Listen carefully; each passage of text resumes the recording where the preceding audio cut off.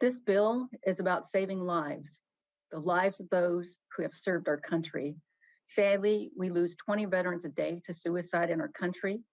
If you're a veteran, you're 52% more likely to take your life by suicide than a peer who's never served.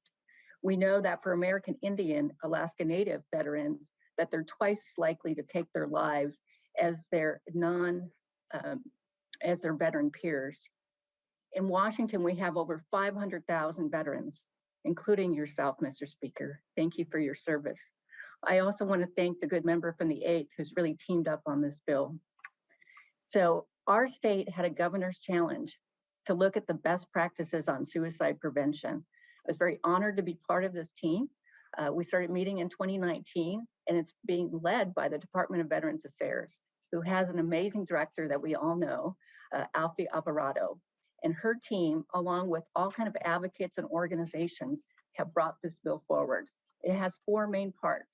One is ask the question. We know this is incredibly important because 70% of the veterans that take their life by suicide were not served in the Veterans Administration. So it's really important that our health clinics and our state, when we're serving people, ask, have you served in the military or do you have a family member? So they can connect them with the service and supports they need. The second component is around harm reduction and lethal means. It's about safe storage of firearms and medications. The third component, which I think is the heart and soul of this bill, is the peer services. You know, I often hear from veterans that they felt this camaraderie when they served and that they come home and they feel isolated and disconnected.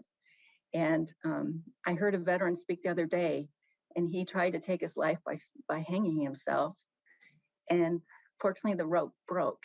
And he's now a leader in veteran services. And he said, if you want to thank us for our service, please fund peer services, because that's that safe place where we can heal and be with other veterans.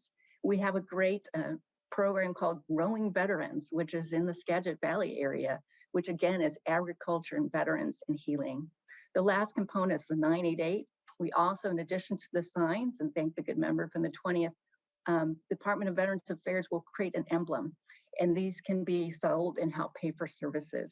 So in closing, Mr. Speaker, I hope you will join me in saving lives. Thank you.